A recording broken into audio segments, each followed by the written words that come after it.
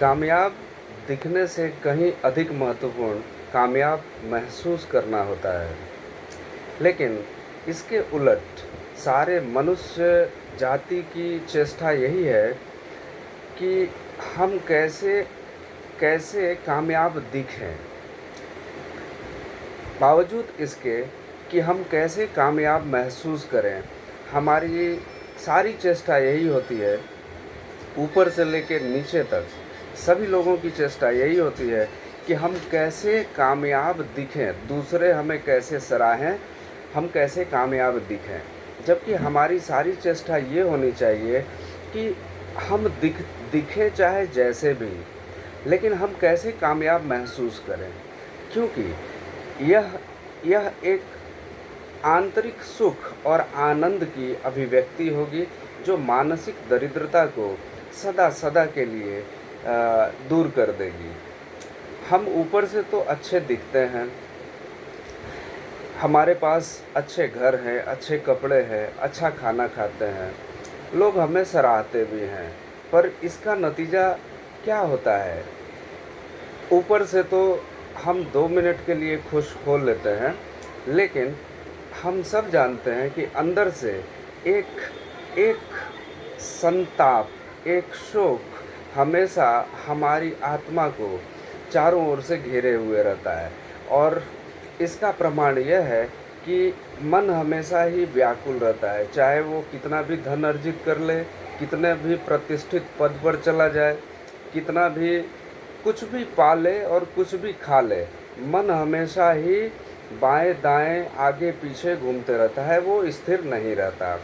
ये इसी बात का प्रमाण है कि हम कामयाब महसूस नहीं करते और इसलिए इच्छाएं हमें घेरे रहती हैं, हमें आशाएं घेरे रहती हैं कि कुछ और करूं और उस माध्यम से मुझे इन दुख और संतापों से हमेशा के लिए मुक्ति मिल जाए। पर ऐसा किसी भी भोग से आज तक संभव हुआ नहीं है।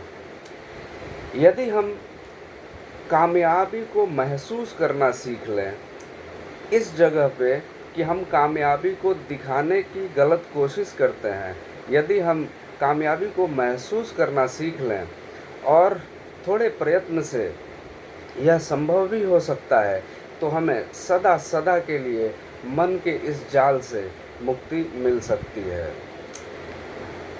आज तक के इतिहास में यही देखा गया कि सारी मानव जाति इसी चेष्टा में लगी रही कि हम क्या इकट्ठा कर लें ताकि हम दूसरों को अपनी कामयाबी दिखा सकें। हम दूसरों को दिखाने के लिए ही अच्छे कपड़े भी पहनते हैं, नहीं तो फिर अच्छे कपड़ों का कुछ अधिक महत्व नहीं हो सकता है, क्योंकि कपड़े तो तन ढकने के लिए ही होते हैं। अच्छा भोजन हमको तभी तक बहुत प्रिय लगता है जब तक हमें ये ज्ञान नहीं कि भोजन सिर्फ शक्ति, ऊर्जा देने का एक माध्यम हो सकता है, शरीर को ऊर्जा देने का एक माध्यम हो सकता है। और बड़े घरों की आकांक्षा भी हमें तभी पकड़ती है जब हम किसी के साथ अपने आप की तुलना करते हैं।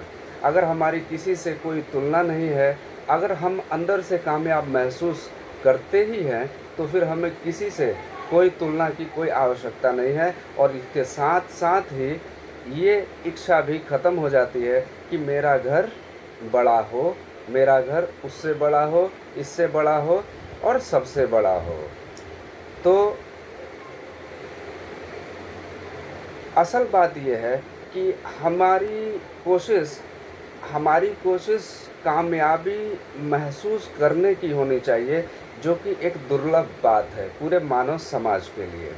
लेकिन दुर्लभ इसलिए है क्योंकि आपको उसके सूत्र शायद नहीं मालूम, लेकिन जिन बुद्ध पुरुषों ने ये सूत्र आविष्कृत किए, उन्होंने बड़ी ही आसानी से मुक्ति को अपनी दासी बना लिया, मुक्ति को वो उपलब्ध हो गए।